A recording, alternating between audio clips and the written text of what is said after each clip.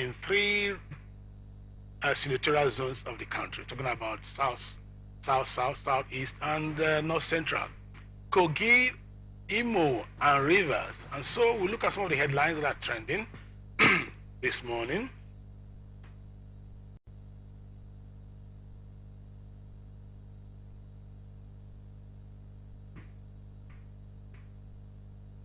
When the headlines come up, we read them, and you know what we have here on stake this morning. Kogi Guba, police restrict vehicular movement.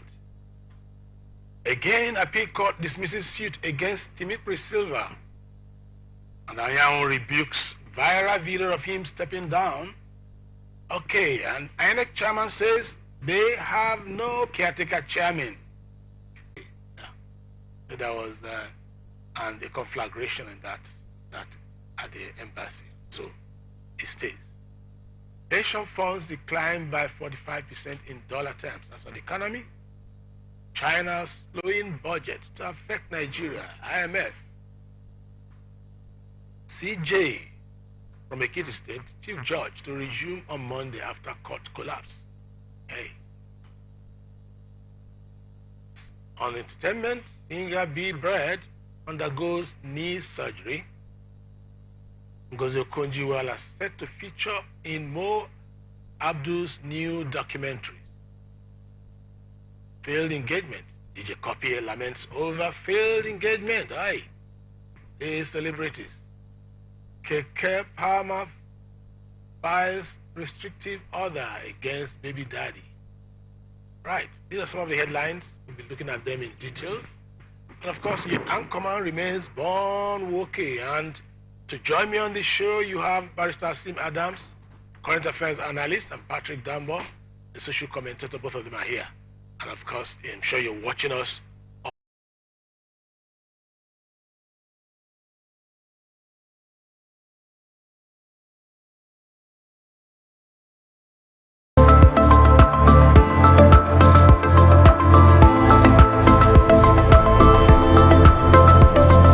Restrictions of vehicular restrictions of movements from 12 midnight on Friday, 10th November 2023 to 6 p.m.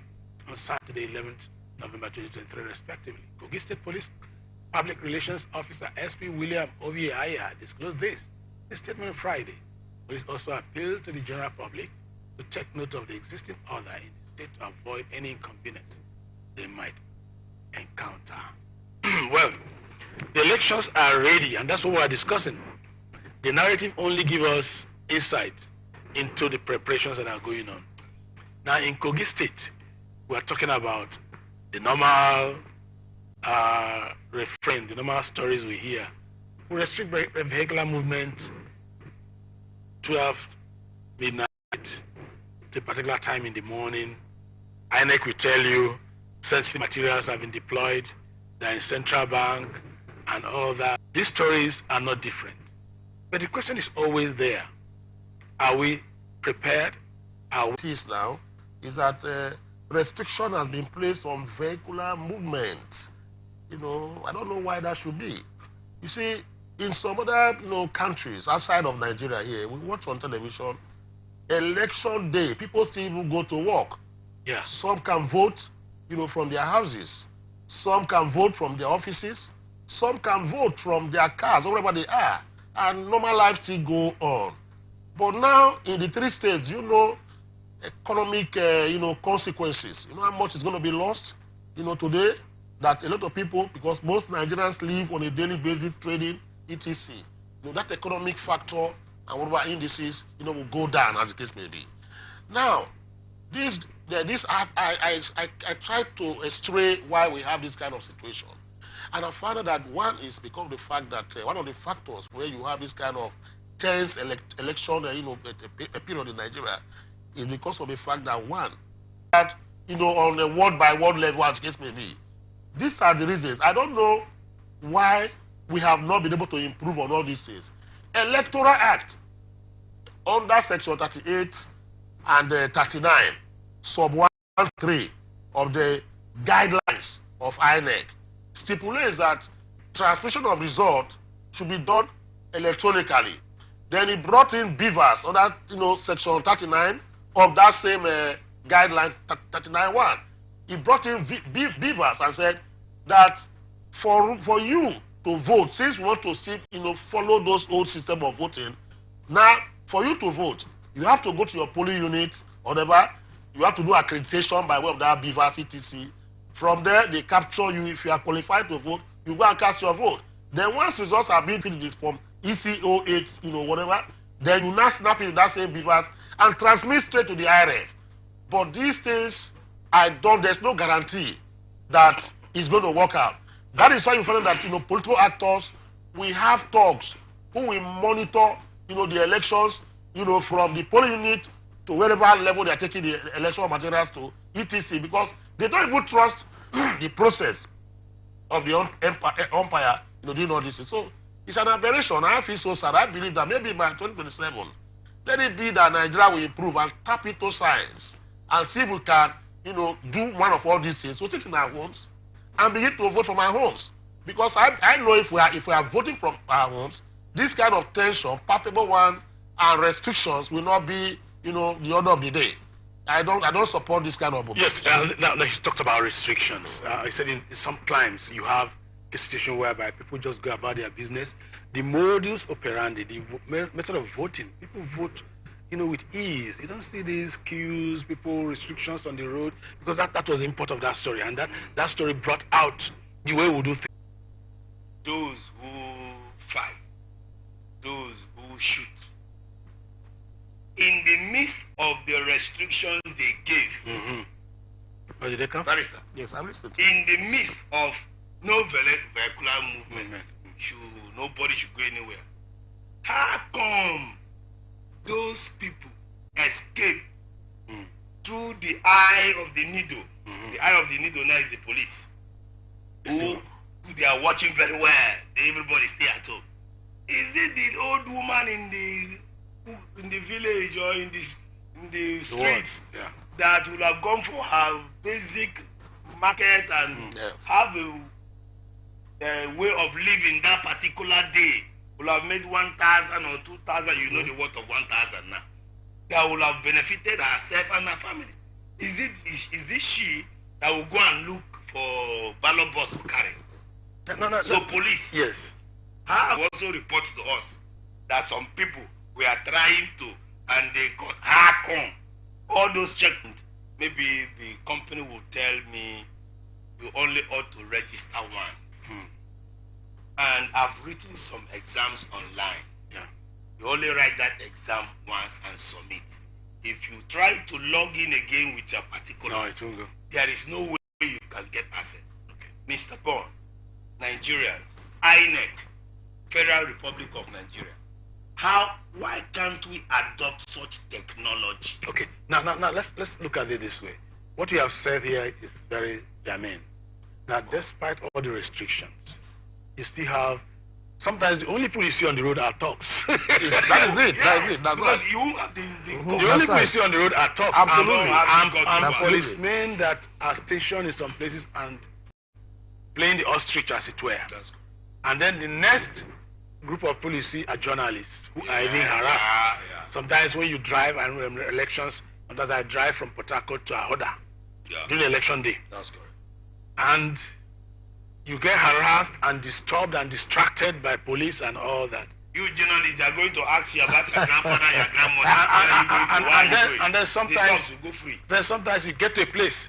I remember while monitoring election one year, I drove from Port Harcourt to Ilele, and I took another drive towards Emoha local government. Okay. I got to Rumiji, I was told, go back, talks full road. There was restriction. Okay. There's riot on the road. There's a problem on the road. And people were fighting, say, just go back and save your life. Okay. I said, but there's restriction. Okay. I've been harassed all this while I was driving down. Now I can get to a place, non-state, if we have this kind of restrictions during elections, they should be real. If not, they should allow people to go about their business. I think that's much we can take because we still have issues to discuss on the election. We have issues. Now, as at yesterday, some people are still talking about being cleared for the election. Court of Appeal. Court of Appeal in Abuja has finally declared the coast for former Minister of Petroleum Resources, Timi Silva, to participate in today's election in Bayelsa State. These are some of the stories we saw yesterday, late yesterday. And happening on Friday, dismissed the last of the chains of suits seeking the exclusion of All Progressive Congress governorship candidate in the gubernatorial poll. The ruling judgment in an appeal instituted against Silva and two others by one Honorable Sikema Obomade Johnson, Justice Bita Zuba held that the suit was not only unjustifiable but brought in bad faith by the appellant against the respondents. In the appeal, Justice Zuba also dismissed the allegation against All Progressive Congress that is April 14, the primary election which produced Silva as flag bearer was done in contravention of provisions of the law. We are keeping our ears open because today what's happening in Bayelsa State, we just finished with Kogi. Now let's talk about Bayelsa. Now what's happening in Bayelsa State is something that we should be very apprehensive or circumspect about because we've had this build up to the election. And Timi Silva has been struggling. Now, what he got yesterday is what I described yesterday to as Pyrrhic victory. Having been battered and battered. Silva, is a man, even though has a gentlemanly look, but you find that his moves are always malevolent, looking at it as if he is a man that wants to do something terrible to people by the way he behaves. And the candidate, the deputy governorship candidate to Silva, I think his name is McIver or something like that. I heard that he was once a militant, but a repentant militant, if there's a word like that, as the case may be. That is his deputy, gubernatorial candidate. So this makes the whole, game, very testy and fierce as the case may be. Now, against a sitting governor, Doyo Diri, Nigeria, it will be an exception if an incumbent governor who is seeking for a second term is removed from office, through the polls. It's like the head of the camel passing through the eye of the needle. It does not happen often in Nigeria political firmament, as the case may be. So the deputy governor has the apparatus of office, finance, etc., incumbency powers, as the case may be, and the narrative that, look, let us not change what is already on ground. So it's like why that particular election is going to be the one we're going to put our eyes on. We have to monitor and see what is going to be on towards that particular election. Then finally, let me go to, because I was saying I have to analyze on, disqualification or qualification of, Silva that the appeal court, again, has ruled in his favor. You remember about 2 weeks ago, last week or thereabout, he got a judgment from the Court of Appeal also, where members of a political party, sued him and took him to, the court. The matter went to the Court of Appeal. The Court of Appeal dispensed of that matter in favor of Silva, in terms of the fact that, one, the man, the young man, and Ekelomo, they call him, that took Silva to court, is an APC, member. He took Silva to court that the court should disqualify Silva because Silva would have been taking, oath of office third time if he wins this particular election. The Court of Appeal dismissed that particular, appeal. On the ground that, number one, that there are litany and convoys of decided Supreme Court cases that under the Electoral Act, that except and unless you participate as a candidate in the primaries, you cannot challenge the outcome of that particular primaries. You now become what they call busybody, as the case may be. So they were saying that the man, the respondent who brought that, the appellant, who brought that particular decision was not eligible and not qualified, that he lacks that local standard in law, to challenge, even though he's a member of APC, but that was knocked off. The second one is talking about, the issue of, qualification and whether he should be disqualified. Because if he wins the election, it means he's going to take an oath of office, making it the third time he's going to do that, which is an aberration to the Constitution. But the Court of Appeal in that particular case has said, there is no need for us to waste time on this. We have a decided case already by the Supreme Court that says that the oath of office he took that first time and he did 6 months was not an oath of office because the court has nullified and voided that particular oath of office he took. So he has the right, to contest at the end of the day, even though we have all this, whatever as the case may be. And I'm happy that the INEC that had to reinstate or put Silva's name back under the Constitution, under Section 32 of the Electoral Act, they are not supposed to do that because you have limits to the election time you're supposed to put candidates' name. But INEC said that they can, work on Section 32 by virtue of Section 287 that says that 287 1 2 3 that says that it's only the elite that knows these technicalities. Yeah. Yeah, well, I think that the implication. No, you just put it in proper perspective. I only wanted to know whether your position on the fact that he got the clean, bill of health very late, and by StarTimes I talked about incumbency factor, and it's very replaced. It's like an elephant passing to the eye of the needle. And when you have a fractured house. The APC seems to be divided. More yes, in biases. And PDP has been there, consistently. Comments, tantrums there, vituperations left, right, and center, of course, and all that, which almost gave people the impression that there may not be peace after all. Of course, there's no going to be peace. So what is the whatever they call him? Mighty once said that. Before you separate the fight, make you separate the quarrel. You understand the point? So people fight as a result of quarrel. Yeah. You understand? So if you don't know exactly why that quarrel came and you want to separate fight, you are not doing anything at all. So the Reverend Father Cook, I respect him a lot. And I said, I would have had or be of the opinion that I would have asked Reverend Cooker and Abdulsalam Abubakar, even though they are the founders of the peace, whatever as the case may be, to leave the stage now and let them proceed, they can reinvent it and think out of the box. These kind of circles that you do every election cycle here, you go from state to state to go and do peace accord, then you write, peace accord, whatever, undertaking come and sign. How do you now force an undertaking? People have undertaken to that involvement to evolve from the conscience and from the heart. That is why when they get in there, most people don't even come in. In Imo State, some of the people, the top players, they did not come. They did not come because they saw no. And INEC now disqualify you from the election. I believe that next election, people will not try to do such a thing again. So INEC has to invoke those powers under the law, under the Electoral Act, that give them that right to look at a candidate who has used slogans of violence in an election, to disqualify that particular candidate, not even fining of 1 million that was given. That if you are finding it is 1 million, that is too small. I'll come to you. Now let's look. I like this narrative because from UN, I'm a universal ambassador of peace. We usually talk about peace not being the absence of war. We also talk about difference between peace building and peacemaking. He has just analyzed it here. Now, peace building has to do with the capacity of a state to put building blocks of peace, elements that can generate peace. If a child is crying, give him food. That may be one reason why he's crying. The issue of, poverty alleviation, the issue of putting the right policies in place, for example.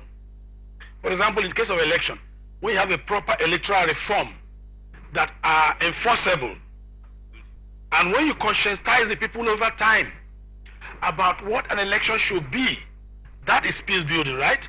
And some of these processes are required to have peace at the end of the day. Peacemaking is what the Kuka Commission is doing. If you have been quarreling, okay, come and sign that. You're talking about. So I'm sure that's where you're going to. Yeah, Mr. Bond, thank you. Yes. I believe one good thing about this program. Yes. That we are privileged and opportune to hear the truth. That's one beautiful thing. That's right. Absolutely, yes. And that is why we are here. You made mention of intention of the peace accord. Yes. Intention may have beauty. Yes. Correct. Personalities behind the peace accord movement, we know that they are very peaceful people. Yeah. But let us stay tell Nigerians the truth. The signing of peace accord by contestants and politicians, as it is now in 2023, Nigerian status and standard is not working. Okay. That's the base. That's the clear truth. Because one, why it is not working? It is not an evidence in court. You can't bring that bond to the side now and say this is what you signed, that there will be no. There was fight in the election, and you said there will be no fight. It's not just you got use it on war and whatever. I'm telling you. That one is more effective. You know the problem we have in Nigeria is that when you tell a Nigerian to swear with the Bible, he does it easily. Yes. But when you tell him to swear on one, just time along this, every time the plantain bear fruit, they will not allow the plantain to go and cut it. They will just go and cut it. And he's a very learned man, a PhD holder. So he thought of this thing. He said, there's nothing he has not done. So one early morning, he went and tied white wrapper around his waist. That's right. Collected this something, put it yes. painted his face white and something, and came on the street in front of the yes. He danced to the front, he danced to the back, came back and entered, poured water and left. Nobody will hear there. That nobody got near to that place. We are not calling Oga, your plantain is due, it's funny. So that's just on a lighter. That's right. That's what Nigerians. So that's the kind of accord that you sign. If you can give them that, we are not really promoting that. But that's just on a lighter. Yes, of course. Bishop Cook is my bishop. I'm not trying to. No. It's of no effect. Let us not begin to do things in the name that it will work, knowing that it doesn't work. Yes. So let's face what works. Well, let's hope that it works today, because the attempt.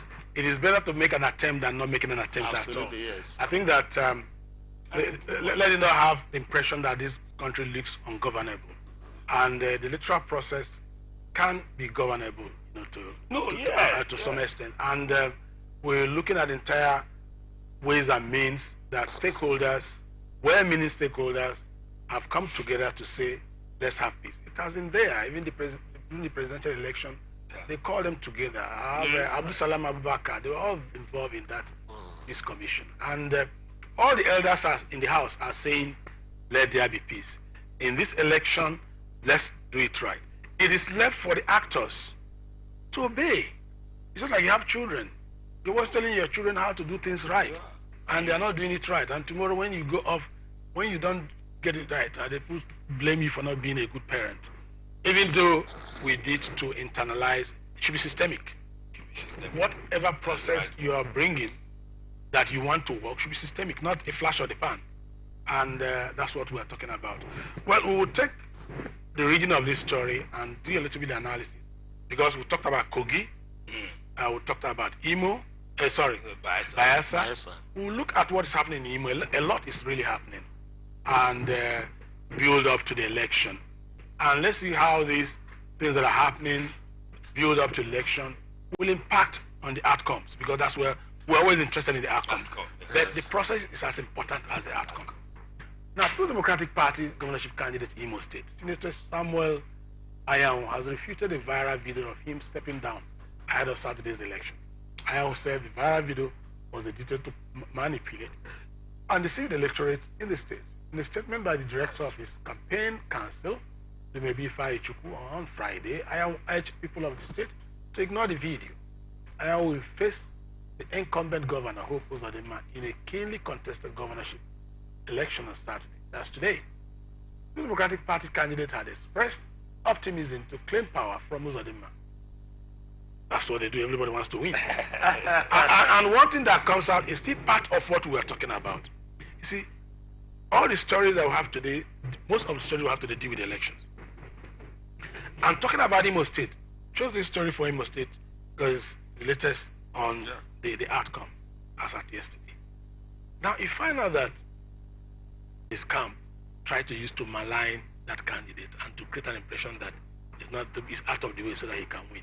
All this do or die approach to election, sir. Let me start from you again. I like moving from No, yeah, okay. Yeah. Yes. All other imputations externalities, consequential actions, etc., propaganda, etc., as the case may be, are parts of politics. Politics is a thing that is like, when you use the word horse trading, you can still do that. It's allowed.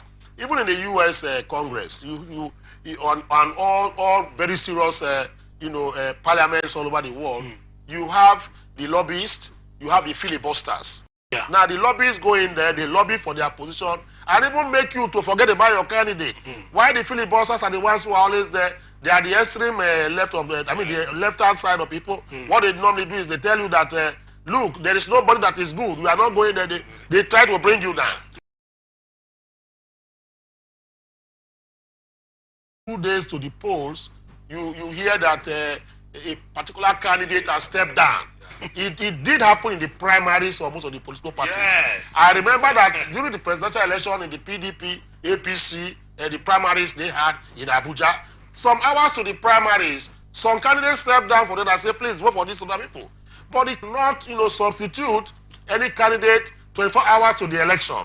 You understand? That's the only luck that the candidates whose this news is being peddled against, has, is that his own party will still be on the ballot paper. So because it is true. In case it is true. So what will happen is that on that election day, there are many of them that did not hear the story. There are those who heard, but they don't want to hear anything at all. They still want to maintain and vote for their. The paper is with you, the DP or APC, their party, they just complete and go their way. When you are saying their candidate has even said he has stepped down for somebody, they'll say it's not true. Yeah. And thank God he has come out. Sam Daddy, as they call this young man, Ian was the name. Sam Daddy is a popular candidate in Imo State elections. Why Hope Uzodinma is an incumbent. This Atn Saturday of Labour Party too. He's a very strong candidate. In my own opinion is that I believe this election is between the incumbent, governor and the Labour, party candidate, as the case may be, because the propaganda has been there. Labour has been, consciously and unconsciously, gathering steam. Fortunately or unfortunately, gathering steam. Look at what certainly is going to affect, the actions they took about this late strike. Which is a suicidal one. That is why the people resisted. That's why the government or the police resisted him. Because it was going to be, I am telling you that Hope Uzodinma would have, a real time, to fight this particular, but this election, the Labour Party cleared everything and all the other, whatever the case may be. So it's going to be a titanic fight between them. But absolutely. Rather than of actually propagating faith. Absolutely. Propagating the creed, propagating whatever you believe in. Yes. It now changed from there to manipulation of facts. Even Gordon Brown suffered this kind of situation where he met somebody on the street, an old woman on the street. The woman didn't know, because it's not here we worship and emulate, our leaders and, Koto, genuflect for them. No. On the street of, the horse trading and the fight among, not physical fight, among contenders in terms of what should be and what is. We've had all this over time. How do you think it will affect today's outcome in Imo State?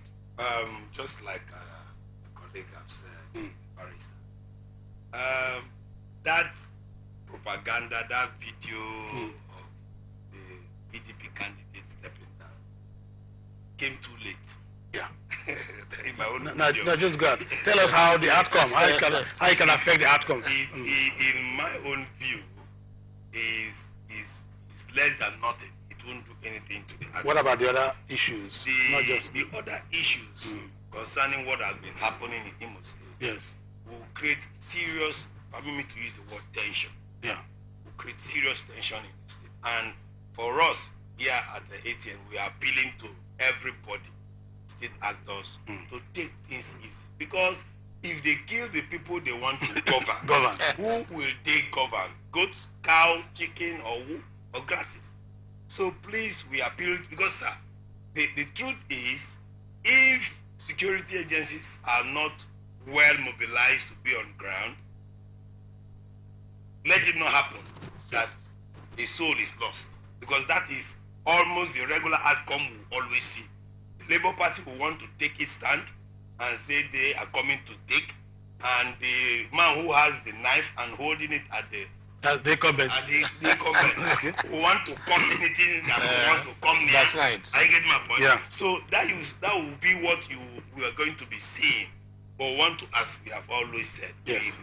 we have always spoken for peace. We've always appealed, always advocated for peace. Well, thank you very much. Yes. Yeah, thank you very much. I think that's much we can take for this first hour of the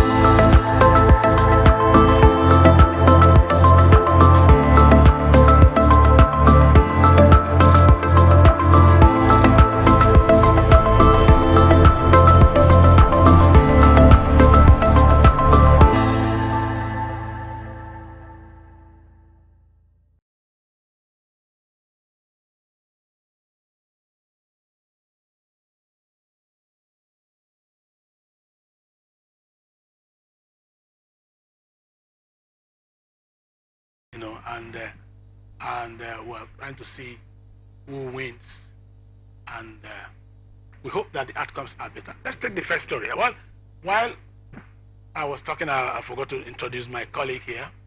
My colleague and is bestseller. Most times I forget his surname. If you just call him bestseller, that's his first name. That's his trademark, right? Yes. Yeah. That's my name. That's your name. I should trademark. I should trademark too. All right. I see a barrister, the ebullient, ever vociferous and intelligent barrister Asimi Adams is there in the studio. Thanks for being here with us, sir. Thank you very much. And thanks for being out there listening to us. This story we're going to have is from INEC to continue the narrative on today's polls in the 3 states. INEC chairman says they have no preferred candidate. That's the story. I would have just stopped there to discuss, but let's see what he has said. Chairman of Independent National Electoral Commission, Mahmoud Yakub, has said the commission has no preferred candidate in Saturday's governorship election in Bayelsa, Kogi, and Imo states. Yakub said the Independent National Electoral Commission is not a political party, hence has no candidate, and said the INEC chairman cautioned staff members of the commission against interfering in Saturday's election, asserting that electorates should be allowed to decide their governors. He called on INEC officials, regular and ad hoc, to demonstrate the highest level of patriotism and professionalism during the elections. He has said it all. And I'll start with Basla. Okay, Basla Adams, you're still the henchman here on the analysis table. Or, Okay. yeah. Now let's look at INEC talking again. When I read this thing, something spoke from my mind. I said, this was the talk. I think that there's some level of credibility. And INEC Chairman Mahmoud has some moral justification. Does he have moral grounds to be speaking about credibility, to be talking about his workers sticking to the terms of engagement? What he's saying, I think. Yeah, thank you very much. I think in law, the criminal law, for instance, when you begin to talk about a man's character during trial, then I have the right to cross-examine that man's behavioral character, Exactly. How he relates to the public, etc., as the case may be. So INEC, for instance, is trying to, surf on a high moral ground at this point in time and trying to, pontificate about neutrality. Yes. That is why they are saying they don't have any preferred candidate. I am of the opinion, yes, of course, that is what ought to be, that an umpire shouldn't have a preferred candidate. Even if you have a preferred candidate because you are a human being, as the case may be, you are not supposed to let it be so visible and palpable, free and fair, credible, etc., as the case may be. And he put the icing on the cake to say that results will be transmitted electronically in compliance with their guideline procedures. Nigerians were very, very happy. Many Nigerians, left their various places, even outside Nigeria, to come back to say they want to participate. To the extent that diaspora Nigerians who had never voted before, said, oh, they want to participate in this election that is coming up. It's the procedures of election. The Electoral Act, they did not follow it for this review. If there are complaints, preliminary complaints against particular election, like what is happening in Bayelsa today, INEC is not bound to immediately declare the results in Bayelsa in the last election. So Nigerians are saying, this man already, they know the winner. That is the language on the street right now. They say, they already know the winner. There's no need to do that. What happens on the playing field is different from what the result they are going to give at the end of the day. A ball is out of the circle, a ball is out of the line on the field of play, but you on the other side, the VAR people, you are seeing a different thing. So it's the same thing. They say, one man told me, I said, INEC is like VAR in football, whatever as the case may be. And I'm somewhat, trying to, follow up those things. Otherwise, Mahmoud do not need this kind of purging himself that we are neutral and we don't have any particular fixed take up. Yes.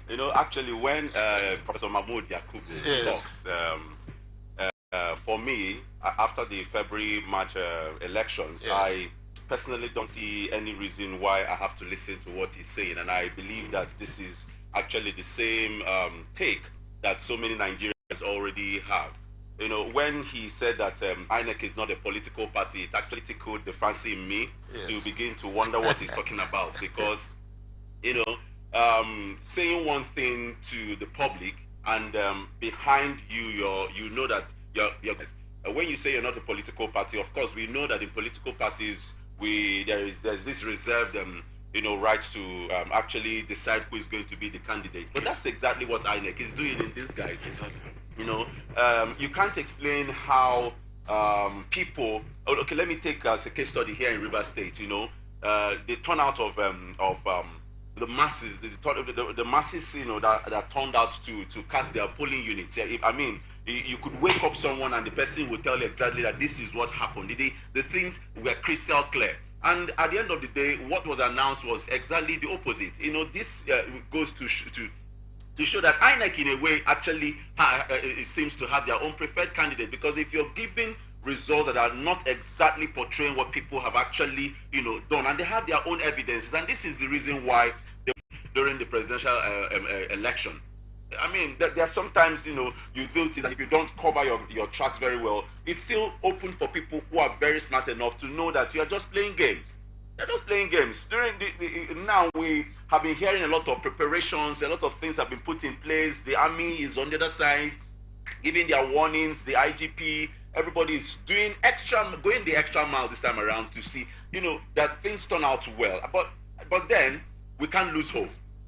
We can't lose hope. Of course. All right. So we would like you to help us here now. I would like to have your contribution on your take with regards to what INEC actually wants Nigerians to believe, at least with the off-cycle elections that is already ongoing. Especially that has to do with the kind of mandate. Yes. Charge is given to his workers. Can this charge bring a positive outcome? Absolutely, yes. You see, what Mahmoud and INEC should be doing right now is this. Number one, is that, look, I want you people to take into cognizance section 47 sub 3 of the Electoral Act, which is our own laws that guide the IREV, you know, which are the electronic devices, are having issues. Take them aside, bring in new ones, change them. Where you bring the second set, and their faith and confidence in the process. Number one, what does the law say? If you look at from that section, from section 40 downwards to section 7, talking about processes of election, how you have to do it. Accreditation, you wait, you now vote. After voting, they count it manually. After counting, you fill it to that form, ECA, whatever they call that form. Then you now snap that particular thing with your beavers. Begins to act and compromise positions. You saw professors being arrested and sent to whatever imprisonment or whatever the case may be. Bring people above board to man those particular areas. Those are the things. Because of time, I'm just trying to cut it down. Now, the ballot box papers itself, the law says under section 7 that look at what you're going to do is that for every ballot paper that should be counted, the presiding officer must look at the ballot paper to be sure that it has the INEC mark on all of the votes counted, even though it has been thumb printed. Take it aside because it lacks that INEC logo or mark, as the case may be. But they don't do that in Kano. That was what happened. Where is giving that problem today? Now, look at the resident electoral commissioners who are supposed to be above board. In Adamawa State, what happened in Adamawa State? The rank there, while results were being collated, he went and announced his own result and declared Binani as the winner. If the IRA were to be working as at that time, I don't think that kind of a thing will happen. We can sit in our houses and to challenge them as the case may be. Those are the things. Vote buying. What are you supposed to do? What is vote buying? Vote buying is done when you see even in the polling unit there. IRA should be vigilant. This is as the case may be. Working in tandem and synchronizing with the security rack. There's a place they call the rack. That rack, that is where most of the old rigging takes place. Because I have wondered that why should I be excluded from following my results to that rack, that center, to go and make sure that the the two from Boba or my ward is there and is correct. Why is it that when I get to that rack center, they'll drive me and say I'm not eligible to enter that particular place? Only the military men and I whatever. I don't. First, pre-election activity from the point of view of the executive arm of government that appointed them. The method of selection of those who preside over electoral governance is something that we have to interrogate. And then that is the choice, the way, the manner they select them. And then two, he is trying to admonish them, because I've attended an INEC chat before, parley before. They also talk to journalists, talk to stakeholders, they talk to, several times we have been there. And most of these things he's preaching are things that are supposed to be said pre-election. So, do you think that INEC of having proper, sustainable, and effective pre-election activity, if that had taken place, for example, wouldn't be hearing an INEC chairman talking about we are not a political party and things are going wrong the way they have been? Can you comment on that, sir? I think you are very apt in your observation. Yes, sir. And I've observed that also before this today. And that is why I'm so not very too happy that the tenure of Festus Okoye was not elongated. I don't know why that was done. And I was of the opinion that if you remove Festus Okoye, or maybe they said his tenure, why also elongate that of Mahmoud Yakub, as the case may be, because they are of the same boat. Festus Okoye did a lot of propaganda, a lot of sensitization, through that particular office, because he was director of, I think like a public relation officer to, INEC, as in free and credible elections. Please maintain this, standard or procedure that we have here. There's something too bad about it, in my own opinion, as the case may be. So they fail to do that, which ought to be the situation. But it's better late than never at all. Okay. So let them uphold that. I'm sure you have something to say in this respect. I need to go back a little bit to what happened in Kano State. Yes. When we had 165,600 yes, that's right. Yes. Of invalid, yes, they were not stamped. Votes that were not stamped. So, yes. And you mentioned it when you were talking. Yes. And it still really disturbs me, to begin to wonder how were those kind of voting, the voting papers, understand, how were they able to become part of the valid ones, yes. Because these are the things we're talking about. Is there any other? Is there any loophole, in INEC? Yes. Whether because these things are supposed to be actually pointed back at them. I would like you to actually throw light on that, because it's not just for the invalid voting sheets to be identified that doesn't have the logo. So how can they actually? Is that possible? Does it mean that somebody printed votes? Were of that particular stock, as the case may be. Now I'm waiting to see how they're going to decide that matter. One is this: the presiding officer under the law has to take those things out, separate them from the ones that are marked. But the same Electoral Act, going there to a subsection in that particular section, saying that if the presiding officer is of the opinion that this particular unmarked, ballot papers, as the case may be, belong to INEC, he has that, discretionary powers to now include that unmarked or those unmarked papers into the marked papers and count them as valid votes under that same section. You understand? I'm not going to electoral, but I've read it for you to understand, this particular thing I'm talking about now. So I was shocked. I said, so he gave a leeway to a presiding officer, to do what now? That if I see that the ballot paper is not marked, I have the discretion to say, but it was brought out from the box that we brought to this place from our office. So though it was not stamped or marked, and let me put it, because it's part of our own INEC paper. Maybe it was a mistake that it was not stamped, but it was from our own box that this was brought out. The Electoral Act, under that particular section, gives the presiding officer that power of discretion, to add it. That was how that 650, was added. That was how the presiding officer allowed those on my papers to be counted as valid votes based on that particular proviso under the subsection of that section 79 or something like that, as the case may be. So these particular sections has already compounded the reason why the Electoral Act has now become a shibboleth. That is the reason why the Electoral Act 2022 has now become a ticking time bomb. It has now become a register for robbers, electoral robbers, to operate. It has now become a kind of platform, you know, for those who are very, very desperate to become president and governors in Nigeria to use those leeways. That is why when you lose or you win, you know, by crook or means, other means, you ask them to go to court. Because you know that they can never, once you have been sworn in, it is going to be almost near impossible to remove you from power. Because the Electoral Act has given those leeways to an emerged, you know, winner of an election. Barrister said, I don't think it will be excluded. Unmarked ballot papers can be counted as, you know, valid votes under the law. So we look at INEC to work strictly, because if you look at the schedules in the INEC, the Electoral Act, it says that INEC should be above board. There are things that were mistakenly imputed in situations like this.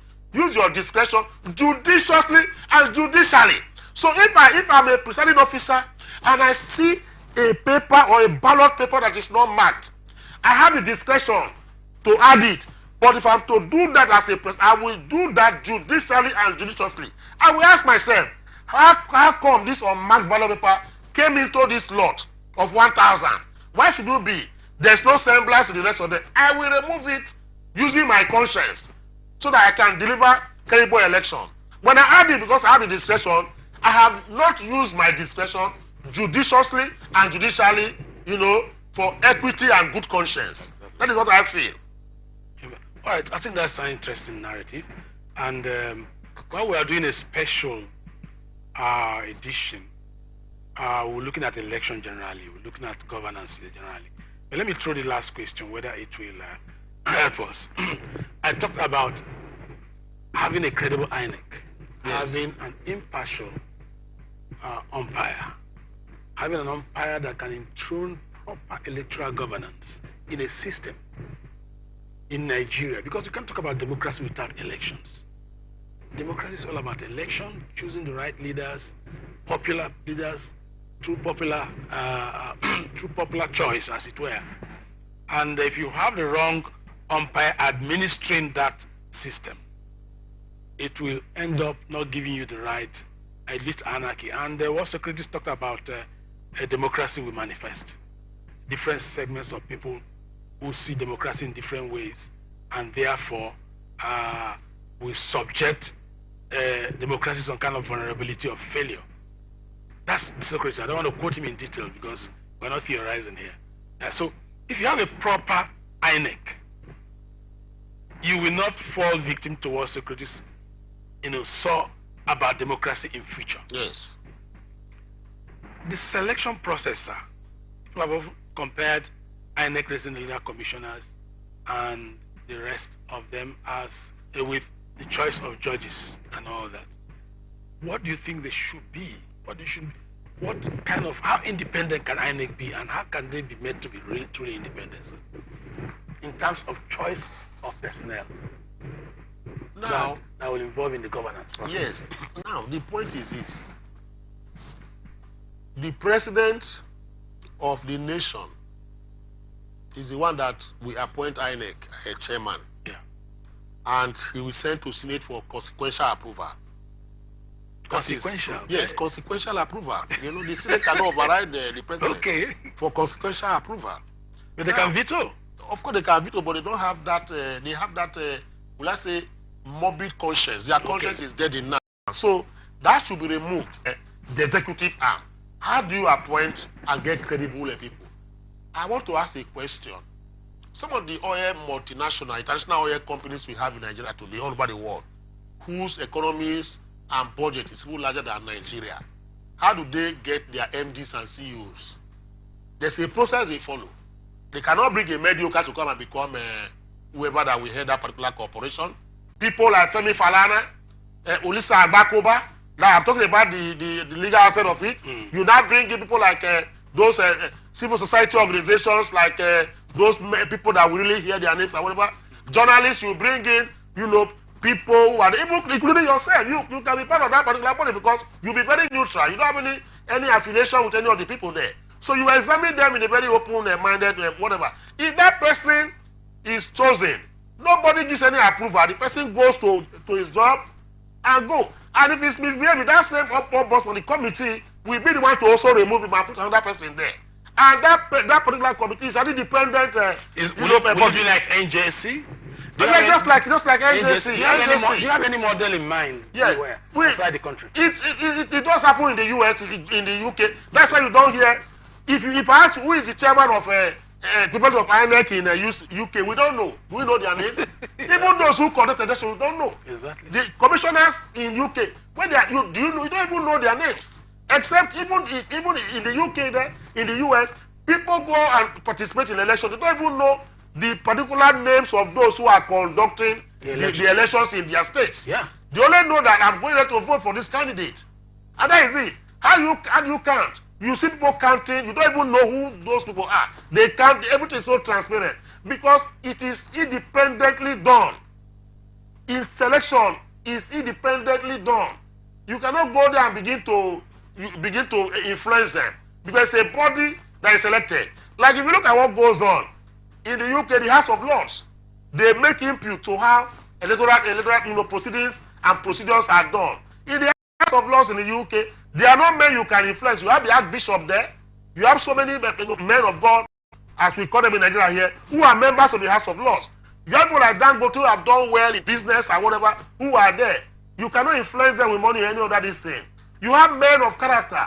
You have people, playwrights, who have won literary awards or whatever, who just live a Spartan kind of lifestyle. They are part of that particular House of Lords. If you have people like that, sit them over.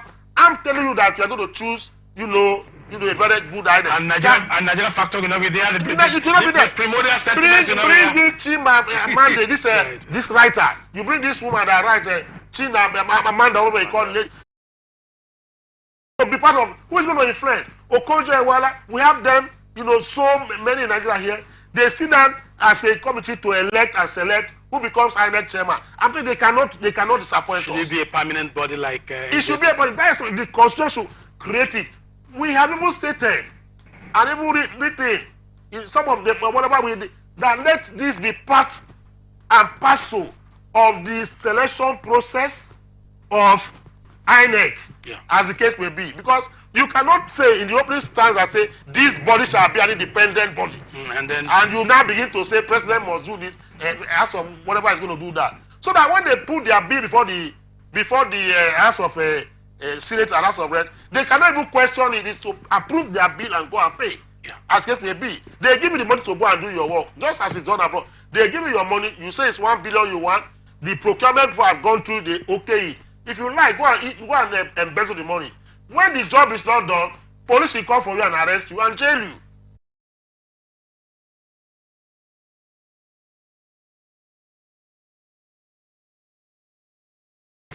If you go to section 50, that talks about electronic, whatever is at the discretion of the INEC, those kind of this should be removed. The other factor which has become, something that has been the wheel of, retrogression in the Electoral Act 2022 is the use of the word the commission instead of the act. They will tell you that the commission, that this procedure of electronic voting TC is in accordance with the procedure of the commission. Why don't you say it is in accordance with this Electoral Act? When the Constitution gives room for you to choose or have an option, then I can choose my option wrongly. That is what is happening. That is why we can never have credible election. For instance, electronic transmission. Instead of you saying electronic transmission shall be the mode of transmission or result by this act, you are saying electronic results can be transmitted electronically or otherwise and in accordance with the commission. The commission means INEC. But if you say in accordance with the act, that would have been the guidelines.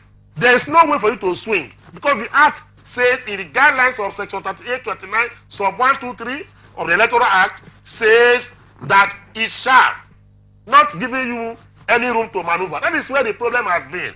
Then our constitution should be amended. Why should it be amended? How come a man that won't, maybe today, if I declare one Mr. A as the governor of Bayelsa, a new governor of Kogi, or governor of Imo State, as the case may be, he will be in power. He will be sworn in, and he will be in power. Then you will be fighting him.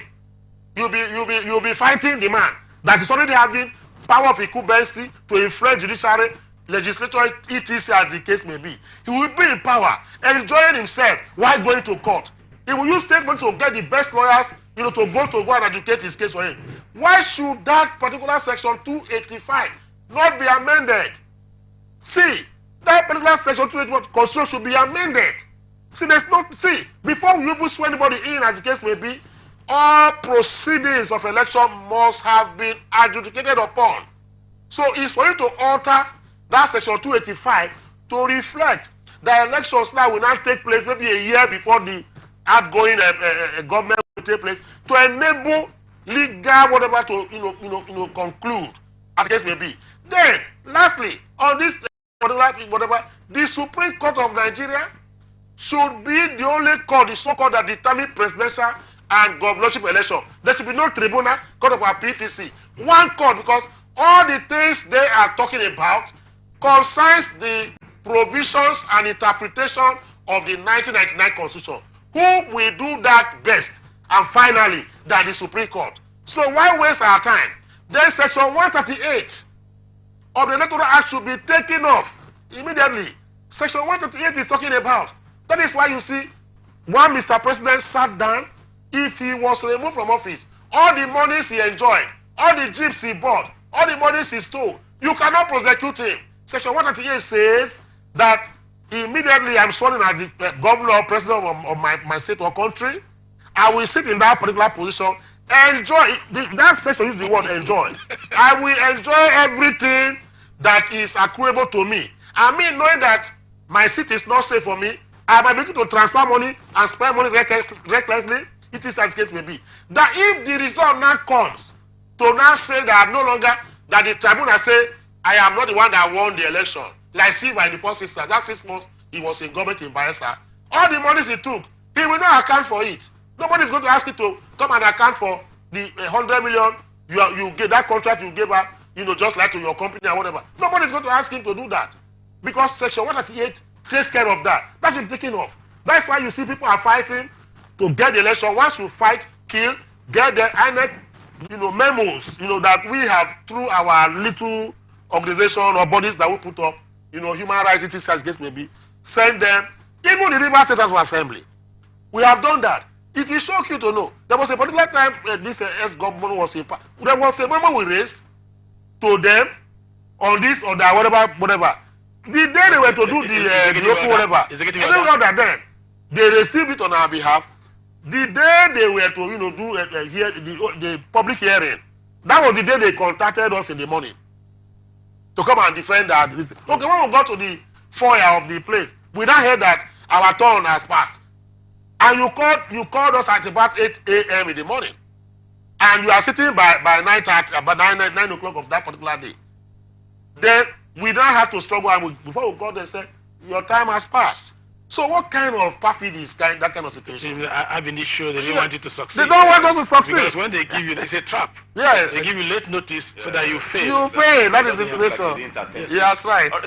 I'm concerned in all of this because, election is actually going on now. Yes. In Kogi, Bayelsa, and Imo State. Now, eligibility, as a matter of fact, is a serious concern. Yes. There are some videos in the past where we see children who are actually not eligible, standing, on the queue to cast their vote. Yes. So, and I begin to wonder what INEC is actually doing, because there should be a system that checks all of this. Because, when you have that actually playing out more in the north, yes, it becomes an edge, or supposedly an edge, at an advantage over other people. That's why it looks like, we always have it more, records coming more from that side. So what is INEC actually doing to check all of these loopholes and make it watertight? Well, you see, the reason is this: most election, like today, of the elections, in Kano or maybe the northern part, where you see underage, people, voting, it's because of the fact that, see, if I'm there, my conscience, I know a boy that is not up to 10 or a boy that is less than 14 years of age. And you don't need to tell me, I know, as the case may be. So, if I see such, what do I need to do? I call the boy and say, let me have you, move out of this place. You understand the point now? Put them aside. But you cannot do that because non-state actors and even the participants, that is the aspirants or candidates who are there, brought in those people to come and influence their vote. So once you do that, you are going to be in trouble. I remember some years ago, have you forgotten the wreck, Ikano, whose house was set ablaze while his children and himself were sleeping because of he wanted to be upright. He wanted to do things the normal way. Though there's no protection for those who want to stand on their ground. I have been part of elections for so many years now. Let me tell you what happens. Even the last one we did in River State, especially the governorship election. Now you see boys coming there with what they call tools. They come in there, you see boys hanging, stringing bags, all over their shoulders. It is as the case may be. Even some smoke, drugs, while they are outside there, checking people, openly in the glare of security men who are unarmed. You find that the security men will have to cooperate and kind of work hand in hand with them for their safety while they are in that particular place. Is it not so? Now, how do you know if you remove an underage voter, somebody walk up to you and tell you, my brother, let me tell you, why are you taking that boy out? Are you the person here? Before you know, they might even hit you and beat you up. So there's no safety, cordon for those officials who work with INEC. Look at coppers. Most coppers lose their life because they are, doing duties properly the way it should be done. Some compromise because of force put on them by participants in that election. So these are the things we have to look at. So it's very difficult now to take off underage voting, kids out of the line because of the consequences, which some people feel might be cataclysmic, as the case may be. So it's not really far-fetched. Okay, I think that the difficult terrain phenomenon is always used to rig election. It was part of what happened in River State. A lot of factors are involved. We are doing an election special, but when we come back, we will look at other issues. Okay. While we'll await results from the happenings from Bayelsa State. All right. Don't get away.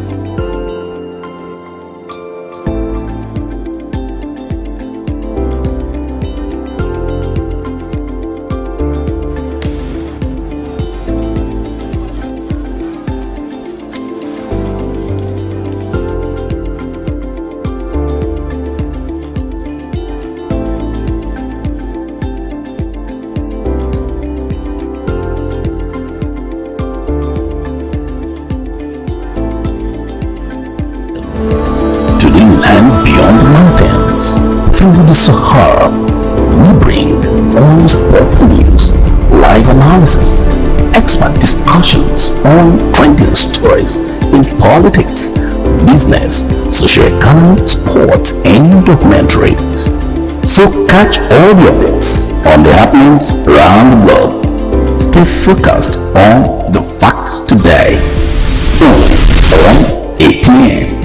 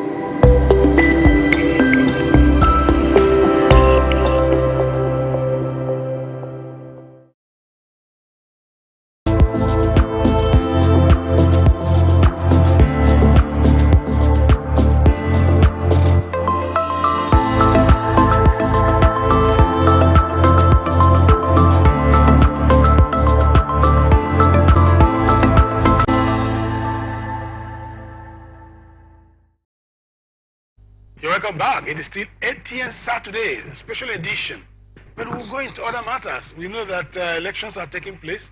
Outcomes of some of these issues as they break in our subsequent programming. But now let's look at other issues, matters that are even related to democracy and governance. Suspended local government chairman in Benue State under the aegis of Association of Local Government of Nigeria through its solicitors have approached the State High Court for an order of injunction restraining Governor Hyacinth Alia and the Speaker of the Benue House of Assembly from appointing and swearing interim council caretaker chairman in any of the 203 local government areas. 203? 23. The suspended chairmen are asking the court to declare as unconstitutional, null and void, for the defendants to have authorized the directors, general, services, and administration to run the affairs of the local government council. According to the suit, the directors, general services, and administration have no power to occupy the offices of chairman, vice chairman, and councillors in the local government council. Accordingly, they implore the defendants to refrain from the actions in the suit until the court decides the matter. I'm sure Mr. Asimi was listening. Yes. We're talking about democracy. We're talking about the way we drive governance in Nigeria. This problem of local government autonomy has lingered on. We have three levels of government. You have the first tier, the second tier, which is state, and then you have the local government. I'm sure constitutionally, in ordinary level government, we used to talk about three levels of power. You have the exclusive, concurrent, and the residual, and all that. But over time, we don't seem to see the local government anywhere to a federated state. This matters, sir. What is it all about? Well, you see, the point, summary, before I even go into answer your question, yes. The importance of the local government system in Nigeria has been there, right from our independence, even before our independence. Yes. I remember in the late 18, McPherson Constitution, etc. Yeah. You had issues of local government being the closest, form of government to the people. And to tell you and to illustrate how important the local government is, the plateau crisis you have today started visibly in 1986 during the Babangida, regime. How? Jos used to be one local government. You now have those who were ruling Jos in peace until Babangida came and created Jos North and Jos South local government area. And in the Jos North local government or thereabout, the first, chairman of that particular local government, became a non-indigent or person they consider as non-indigent, as an outside Fulani man. And the Biro people and those who are from that area, the aborigines of that area said, no, you cannot bring a man to come and to pretend us, that is not from this area, even though he has spent, or the grandfather or great-grandfather, were born here, but they are not indigents of this particular place. Before you know what was going on, Islam and Christian, whatever, ethnic, profiling thesis started, and that riot broke out, which is today, one of the reasons why Plateau elections and how it was carved out. Now, going back, you look at, since the Obasanjo era of 1999, the Supreme Court of Nigeria, through litany, convoy of decided cases on the local government issue and caretaker committees like we have here, the Supreme Court has said in all of those judgments, they have never reversed themselves in the judgment. Even this matter that will go to Supreme Court, the Supreme Court will still make the same decision they have made. We have about hundreds of these decisions floating on the same, pattern, that the governors do not have any morsel of right or modicum of even, a right to remove an elected local government chairman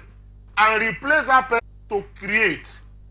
If you had the power to create, I would have said you had the power to also remove. Since you cannot create, why kill something you didn't, create? It's like murder. When you didn't create a man, as an armed robber, you do what? You go and kill the person. What happens to you? You'll be charged for murder. So we should be charging the governors for murder of local government that they did not create. Section 8 also talks about local government. So Section 7, Section 8 of the Constitution talks about an of government. And that local government, what the Supreme Court even said is that you were elected just like the governors were elected. People came out to vote for you as a B. So you cannot remove by a wave of hand, a city local government chairman. But the maintenance, that is how would I put it now, the operational organs of the local government is even placed in the House of Assembly of a state, not the governor. And what does that say? The House of Assembly of a state can, churn out enactments that will guide the smooth run. That is word used by the council. Guide the smooth running of the local government administration in Nigeria. Not to remove her, it is as case may be. Now, if you want to remove a local government chairman, the councillors of that particular state, just the way you impeach a governor, is the same way you are going to impeach a local government chairman, and the ratification will be done by the House of Assembly of that particular state. That's the House of Assembly. You understand? The House of Assembly will ratify. That's right. So that's the only way local government chairman can be removed. The issue of suspending local government chairman by the House of Assembly, how does it play? Now, you find out that the House of Assembly, what they not do, because the House of Assembly cannot sue motu on their own, just remove a local government. There must be complaints. Okay. So if there are complaints from the councillors, the council area, it is by way of petition. A committee is set up by that particular house to checkmate and move that particular local government. Now, do they make recommendation to the governor to remove? They don't make recommendation to the governor. They say it is the control of local government is under the House and not the governor. Okay, so how autonomous are they? Executive governor is under an executive power as case may be. Okay. House of Assembly is a legislative a power. And there are three forms of government. And this government should not run coming together as a conference as the case may be. Because Stanley Montesquieu that propounded that theory of separation of powers did not envisage the kind of democracy and fusion of powers that we operate in Nigeria. Even though he went below to even say, in some of his summation and principle that yes, there might be fusion of power, but where there is going to be fusion of power, it should be very tiny and not too mutually independent. Yes. As case may be, for the better and smooth running of administration of democracy. Exactly. So the government does not have that right. Okay. No government. So this same matter will go back. But the problem I have is this. I'm sorry, I'm coming to you on this. Yes. The problem I have is this. When the Supreme Court keep giving this judgment, orders, etc., and the Supreme Court keeps saying that this matter come, why has the CJN not done something to make a statement to say that since our judgments and orders are not being obeyed, therefore we are going to go on and whatever they can move out. I know it's not part of their teachings and how they should operate, their codes. But you have to maybe think out of the box to make sure that these orders you give are enforced. Because Lord, then he said, where lies in a court, where that makes a decision that is not obeyed by those that particular judgment is against. Then the court now becomes toothless. Okay, That's the situation we have now. All right, so it's still pointing back at what the governor has done. Yes. Should it be said or seen as having some level of interest? Is there supposed to be that kind of constitution that there's some possibility that the governor has some level of interest? Because from what you said, the executive governor of the state actually is not supposed to be involved in the appointment. Yes. But to that extent, we're seeing a different ballgame. So is it to say that there seems to be some level of interest that he has in that? Of course, the interest he has he has his other section 162, 161, 162, and section 160 something of the 1999 Constitution that talks about the allocation, federation account, revenue, etc. of states. Now, do you know that when you are sharing monies, federal government will have their own, state government will have their own, local government will have their own. But what has happened in the past is that the governors go and collect that of their local governments in Abuja. They now form what they call JAC, they call that particular like a joint something account. That instead of the federal government to pay that money to the local government directly, they pay to that JAC. The JAC the governor will now go there and go and get that money to come to the state and begin to sit on the money and distribute it the way and manner they like, which is an illegality. That was why Buhari, before he left power, tried, talking about local government autonomy, and even said, in his, I think for a period of time before his administration, lapsed, last one, was that Buhari made it clear to the governors that he will be paying the allocation of local government to them directly. I think he tried it for a period of time. The governors, came in and weighed in and said, this will not work. You understand the point now? So that is the reason why you see governors always want to hijack that local government because it's more money for them. Now, in Rivers State, in Edo State, in Lagos State, we know how many local governments that we have. But monies that are accrued to this particular district, shared for them for the federation account. Because the federation account, who are those who are part and make that body or comprise or compose of that federation as it is? The local government, the state government, and the federal government. Now, the state governors go there, pack all the money of the local government, come to their states, and begin to distribute. That is why you find out that for you to be a local government chairman, you must be loyal to your governor. Now, if you are not loyal to your governor, he can starve you of money to that, of funds to that particular local government for you to operate. Yes. And your personal existence, because he has the money there. In the former model, before they were paid directly. That's right, yes. And that is what they are still going on now. They're still doing that? They are still doing that now. So, no local government chairman, I have not seen them go to Abuja to go and receive or sign on behalf of their local governments as the case may be. The governor signed for the state. So people now think that the only procedure in sharing that allocation or whatever is between federal and state. It's not so. It is between federal, state, and the local government. Is there any law that actually supports all of this? Is it in the Constitution? It's in the Constitution, but the Constitution is not a workable instrument. I think these people are just trying to, work outside the Constitution because they have seen that the Constitution is not an effective, document that could be relied upon. But the Supreme Court has said so, that this should not be. Local government ought to be, a separate form of government of its own, closer to the people. Local government have their own function. Local government have their own legislature. The councillors make up the legislature of the local government, if you don't know. The chairman is the executive arm of the local government. The local government has equivalent of commissioners. What you call it, there's a name they call it. Supervisory councillors. Those are commissioners in the local government. So local government is just like a miniature state, as the case may be. So a local government chairman has his own territory, as the case may be. So, but they will not allow them to be, because the governors feel that it's additional money for them to put in whatever they get from the state and not account for it. Let me tell you, some of the in-town roads that you see ought to be done by local governments. Yeah. You find that nothing is being done about it. The next thing you said, the state government is one doing all those things. Whereas those small these things have to be done by local government. Markets, parks, revenues accruing from all these areas, control and all those things. Is it not from the local government they get them? Internally generated revenue. Is it not from the local government they get them?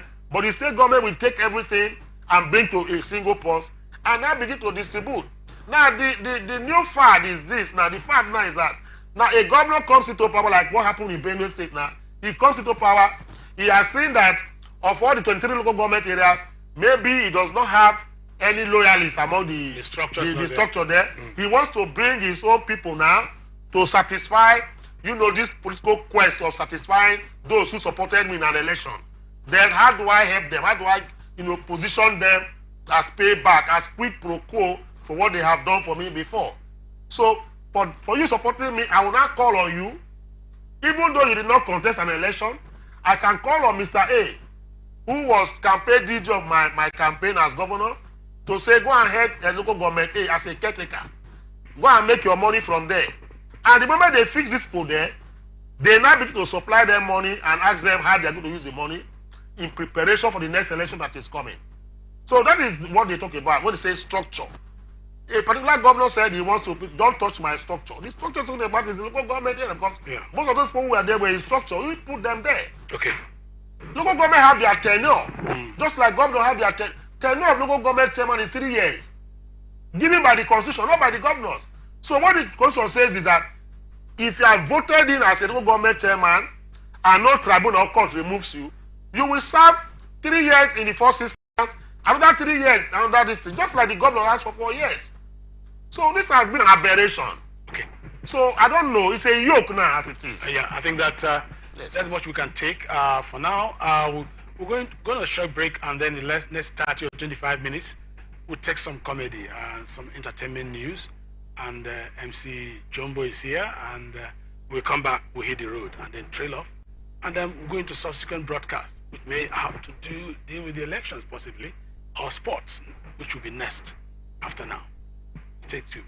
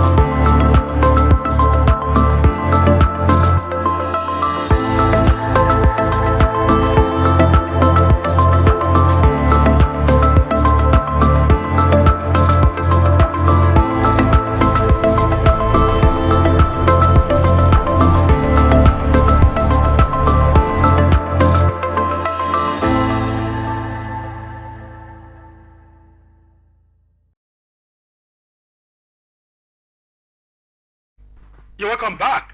This is the laid-back section, as it were, the entertainment segment of our show, talking about Atn Saturday, your flagship show on the weekend. We have to relax and lead some of the stories. The people we call celebrities are on the news. They're always coming with one story. You're one of them, right? So I have MC Jumbo here. MC JP. JP, yeah. I'm sure he's one of the celebrities. Because everybody now, once you make news, you're in the news, you're a celebrity. In fact, I had a little nephew recently. He used to make a lot of jokes. He tell people I'm a celebrity. I said, my son, you're a celebrity. All right, so a celebrity is somebody who is celebrated for what he knows how to do best. Absolutely. Even a carpenter who is very good at producing furniture is a celebrity and is widely celebrated and known. That's the general concept of celebrity. And let's look at this. DJ Copy. That is daughter of a millionaire, right? Yeah. Nigerian disc jockey Florence Otedela, popularly known as DJ Copy, seems to be still brooding over her failed engagement to British boxer Ryan Taylor. Copy and Taylor parted ways in July, barely 7 months after their shocking engagement in November 2022. This month would have been their anniversary, and DJ Copy has taken to Instagram to bemoan her current relationship status with her ex-fiancé. The billionaire heiress lamented that despite all they once shared, they have now become strange bedfellows, I swear. I didn't even know, because sometimes I don't follow your stories. I didn't know that she's now estranged with her fiancé. Yeah, So- that's the situation. Yes. We find ourselves. Ourselves. That's the situation. Really, it's ourselves. Because Yes.